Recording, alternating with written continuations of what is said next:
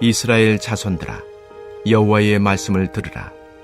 여호와께서 이 땅 주민과 논쟁하시나니 이 땅에는 진실도 없고 인애도 없고 하나님을 아는 지식도 없고 오직 저주와 속임과 살인과 도둑질과 간음뿐이요 포악하여 피가 피를 뒤이음이라.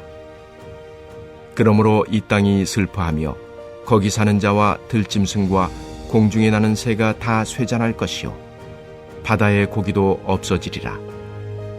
그러나 어떤 사람이든지 다투지도 말며 책망하지도 말라. 내 백성들이 제사장과 다투는 자처럼 되었음이니라. 너는 낮에 넘어지겠고 너와 함께 있는 선지자는 밤에 넘어지리라. 내가 내 어머니를 멸하리라. 내 백성이 지식이 없으므로 망하는도다. 내가 지식을 버렸으니 나도 너를 버려 내 제사장이 되지 못하게 할 것이요 내가 내 하나님의 율법을 잊었으니 나도 내 자녀들을 잊어버리리라. 그들은 번성할수록 내게 범죄하니 내가 그들의 영화를 변하여 욕이 되게 하리라. 그들이 내 백성의 속죄 제물을 먹고 그 마음을 그들의 죄악에 두는도다. 장차는 백성이나 제사장이나 동일함이라. 내가 그들의 행실대로 벌하며 그들의 행위대로 갚으리라. 그들이 먹어도 배부르지 아니하며 음행하여도 수요가 늘지 못하니 이는 여호와를 버리고 따르지 아니하였음이니라. 하나님께서 사랑하시는 우리 안디옥 교회 성도님들 잘 주무셨습니까? 오늘도 우리를 구원하사 주님의 백성 삼아주시고 우리의 기도를 들어주시고 우리와 동행하여 주심으로 영적 전쟁에서 승리케 하시는 우리 하나님께 감사와 영광을 올려드립니다. 오늘 말씀은 크게 두 단락으로 이렇게 구분할 수 있겠습니다. 첫 번째 문단은 1절에서 3절까지고요. 두 번째 문단은 4절에서 10절까지로 나눌 수가 있겠습니다. 1절에서 3절은 이스라엘 백성들의 죄악에 대한 경고의 말씀이고 4절에서 10절은 존재의 이유, 즉 사명을 잃어버린 제사장들의 죄악에 대한 경고입니다. 여러분 화개장터라는 노래 아십니까? 그 조영남 씨가 부른 전라도와 경상도를 가로지르는 있어야 할 건 다 있고요 없을 건 없답니다 화개장터. 네, 한 번쯤 들어보셨을 거예요. 그 이 노래의 가사처럼 있어야 할 것은 있어야지 없으면 안 되겠죠. 또 없어야 할 것은 없어야지 없어야 할 것이 있어도 안 될 것입니다. 그것도 문제겠죠. 오늘 본문에 등장하는 이스라엘 백성들에게는 하나님의 백성으로서 꼭 있어야 할 것이 그들에게는 없었습니다. 또 있어서는 안 되는 마땅히 없어야 할 것들만 그들에게 있었습니다. 그러니까 문제죠. 오늘 본문은 이러한 이스라엘 백성들과 하나님께서 논쟁하신다라고 시작합니다. 호세아서에는 이 논쟁하다는 말이 여러 번 등장하는데요. 논쟁은 변론하다 이렇게 해석할 수 있고 이스라엘 백성들의 죄를 하나님께서 법정에서 고발하듯이 따져 묻는 것이라고 그렇게 해석할 수도 있겠습니다. 그리고 바로 이어서 하나님 나라의 백성이라고 해야 하는 그 이스라엘 백성들을 이 땅의 주민들이라고 이렇게 표현합니다. 이것은 당시 이스라엘 백성들의 죄악이 하나님보다 세상을 더 사랑하고 섬기면서 마치 이 땅에서의 번성과 풍요로운 삶이 그들에게 영원한 행복을 안겨줄 것처럼 여기면서 세상의 주민으로 죄 가운데 살아가고 있는 그 이스라엘 백성들의 모습을 그대로 표현한 것입니다. 이스라엘 백성들이 전부라고 여겼던 그들의 땅, 그들의 삶에는 하나님의 백성으로서 꼭 필요한 세 가지가 없었습니다. 오늘 본문 호세아서 4장 1절의 말씀을 우리 함께 읽어보도록 하겠습니다. 이스라엘 자손들아 여호와의 말씀을 들으라. 여호와께서 이 땅 주민과 논쟁하시나니 이 땅에는 진실도 없고 인애도 없고 하나님을 아는 지식도 없고. 진실도 없고 인애도 없고 하나님을 아는 지식도 없다고 말씀하십니다. 이 진실이 없다는 것은 그만큼 거짓이 가득했다는 그러한 것이겠죠. 진실은 진리를 의미하기도 합니다. 즉 진리 대신 하나님이 그들의 삶에 없었고 하나님의 말씀이 그들의 마음속에 그들의 삶 속에 없고 오히려 거짓된 우상 숭배만이 가득했다는 것을 알 수 있습니다. 또 그들에게는 인애, 즉 하나님의 인자하심, 하나님의 은혜, 하나님의 사랑이 없었습니다. 여기서 인애라는 단어는 히브리어로 헤세드라는 말입니다. 헤세드라는 말 속에는 하나님에 대한 충성, 그 하나님에 대한 충성의 의미가 담겨져 있습니다. 하나님은 이스라엘 백성과 언약을 맺으셨고 그로 인해 서로 마땅히 지켜야 될 예의와 의무가 있는 것인데 하나님께 충성하지 않고 하나님만 섬기지 않고 마치 음란한 배우자가 이 사람 저 사람 만나고 다니는 것처럼 이 우상 저 우상을 섬기면서 죄악이 가득한 그들의 실상을 인애가 없다라고 표현한 것입니다. 하나님의 백성으로서 가장 중요한 것이 하나님을 올바르게 아는 것인데 오늘 말씀 보니까 그들에게는 하나님을 아는 지식이 없었습니다. 여기에서 누구를 안다, 이 안다라고 하는 단어의 히브리 말은 야다라고 합니다. 야다. 예. 이 야다의 의미는요, 동침하다라는 뜻을 가지고 있습니다. 즉 결혼한 배우자들이 서로를 속속들이 세밀하게 깊이 신뢰하고 아는 것처럼 신랑 되신 하나님을 인격적으로 그리고 체험적으로 아는 것이 바로 진정으로 하나님을 아는 지식이다라고 하는 것이고 이렇게 하나님을 올바르게 아는 것이 매우 중요하다라고 하는 것입니다. 그렇다면 여러분 하나님을 잘 알고 계십니까? 그냥 하나님 이름만 아시는 건 아닙니까? 하나님의 임재를 여러분 삶 속에서 직접 느끼고 경험하고 체험하고 계십니까? 하나님께서는 모든 만물들이 하나님을 잘 알도록 역사하고 계십니다. 출애굽기 7장 5절의 말씀을 제가 한번 읽어보겠습니다. 내가 내 손을 애굽 위에 펴서 이스라엘 자손을 그 땅에서 인도하여 낼 때에야 애굽 사람이 나를 여호와인 줄 알리라 하시매. 애굽 사람이 나를 여호와인 줄 알리라. 여기서 그 알리라는 단어도 바로 히브리어 원문에 보면 야다라고 쓰여 있습니다. 야다. 출애굽의 10가지 재앙과 또 홍해바다의 기적을 통해서 이 땅을 만드시고 다스리시는 유일하신 참신은 오직 하나님 한 분이심을 알게 되는 것이죠. 애굽 사람들처럼 우상을 섬기고 하나님을 모르고 배반하는 이방 민족에게는 심판과 저주를 내리시는 하나님이시겠지만 하나님은 어떤 상황에서도 약속을 반드시 이루시고 하나님께서 택한 백성에게 그 구원의 은혜를 베푸실 것이라는 것을 하나님을 경험적으로 아는 것이 바로 야다, 하나님을 바르게 아는 것입니다. 사랑하는 성도 여러분, 하나님을 제대로 믿고 제대로 아는 것이 매우 중요합니다. 그렇기 때문에 오늘 본문에도 보니까 6절에서는 하나님을 잘 알아야 살 수 있다라고 하면서 또 한 번 하나님을 잘 알아야 된다라고 강조되어 말씀하고 있습니다. 6절 말씀에 내 백성이 지식이 없으므로 망하는도다 이렇게 되어 있잖아요. 이 지식은 무슨 지식일까요? 그렇습니다. 앞에서 이야기하는 것처럼 하나님을 아는 지식이 없기에 망한다라는 것입니다. 하나님은 말씀이십니다. 아멘, 아멘. 하나님은 말씀으로 말씀하십니다. 아멘입니까? 그렇기 때문에 말씀을 읽고 묵상하는 것이 하나님을 만나고 하나님을 올바르게 알 수 있는 길입니다. 여러분 하루에 성경을 얼마나 읽으십니까? 하나님을 만나고 하나님을 바로 알기 위해서는 꼭 성경 말씀을 읽으시기를 강권합니다.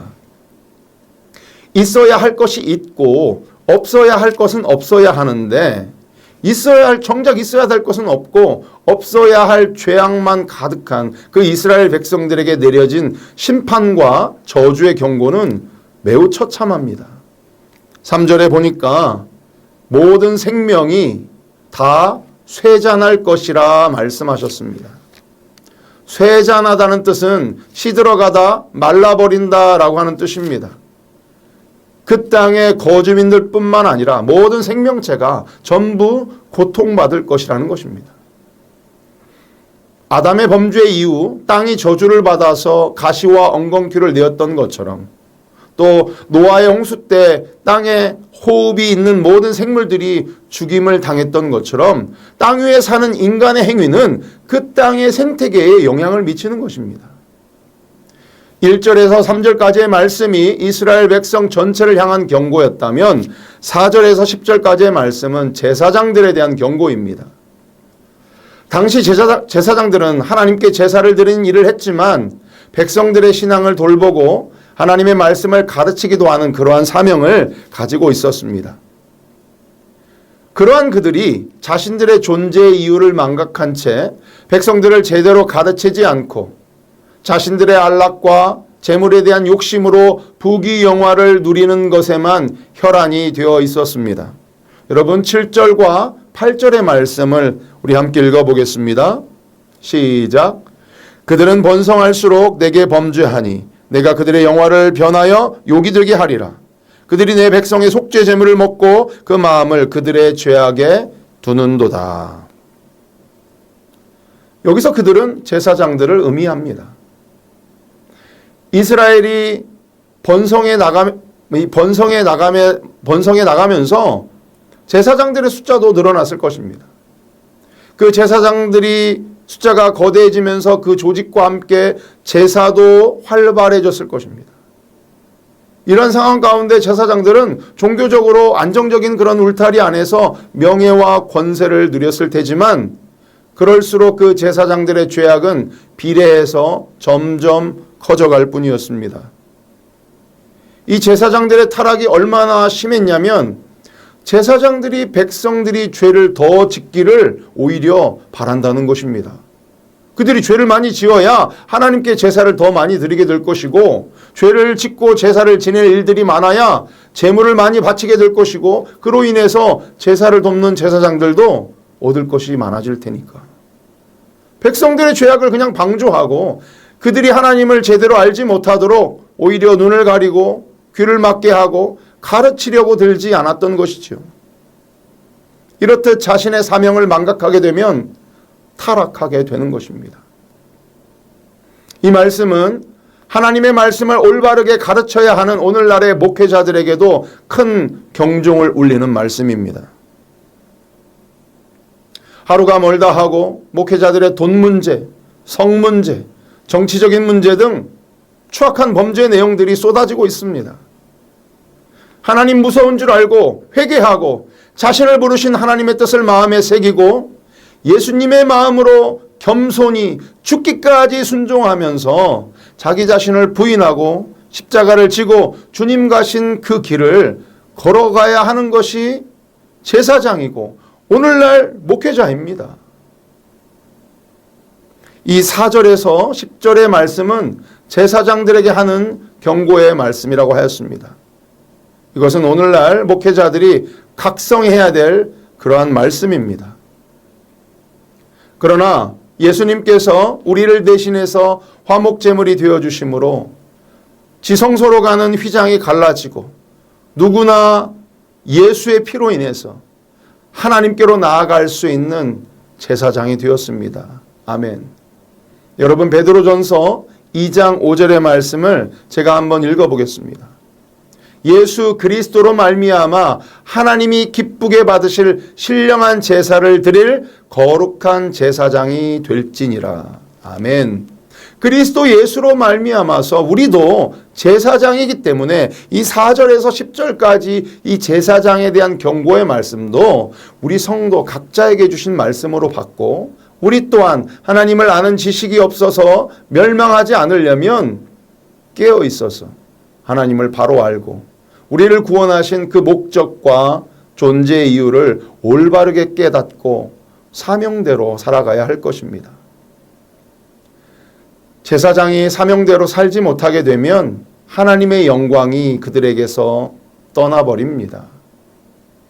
사무엘 시대에 엘리 제사장과 그의 두 아들 홈니와 비나스의 이야기를 여러분 잘 아실 것입니다.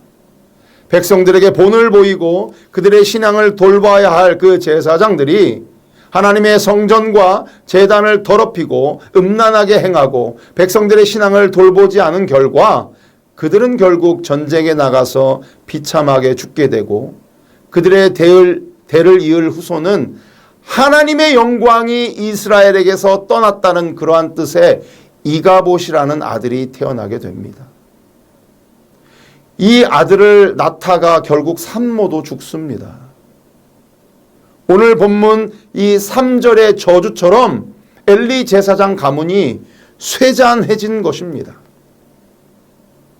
사랑하는 성도 여러분, 교회도 있고 헌신적인 성도들도 있지만 결국 자신들만 만족하는 교회, 강단에서 말씀은 선포되어지지만 그 말씀이 우리의 삶에서 전혀 영향력이 없고, 우리가 하나님을 예배하고 찬양 드린다고 하지만 정작 그 안에 하나님이 없는 교회 공동체는 망하는 것입니다.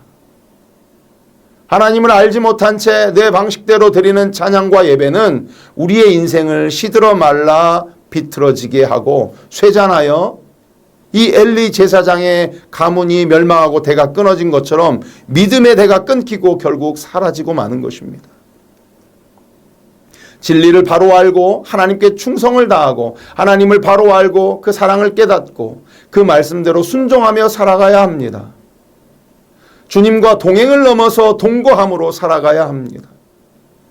그러기 위해서는 우리는 매일 시간을 내어서 하나님의 말씀을 봐야 합니다. 진리 되신 예수께서 내 마음속에 있는지 잘 살피시기 바랍니다. 그냥 주님이 내 마음에 계시지요? 계시겠지요?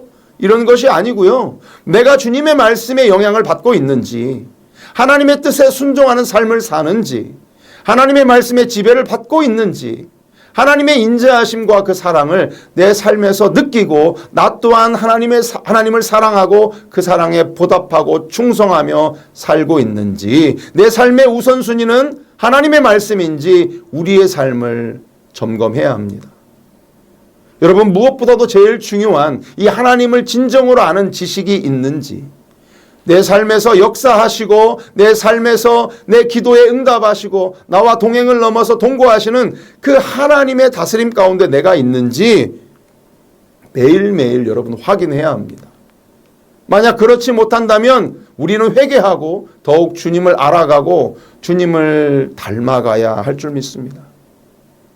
여러분, 마지막으로 호세아서 6장 3절의 말씀을 읽고 우리 마치겠습니다. 호세아서 6장 3절입니다. 그러므로 우리가 여호와를 알자. 힘써 여호와를 알자. 아멘. 호세아는 외칩니다. 여호와를 알자. 힘써 여호와를 알자. 이만큼만 알면 됐지 뭐. 이 정도면 된 거 아닌가? 그런 뜻이 아니고요. 힘써서 여호와를 알자입니다. 여기서 힘써 알자라는 말에 이 힘쓰다라는 의미는요, 추적하다라는 뜻을 가지고 있습니다. 아브라함이 조카 롯을 구하기 위해서 소돔에서부터 380명의 군사를 이끌고 저기 단까지 추적합니다.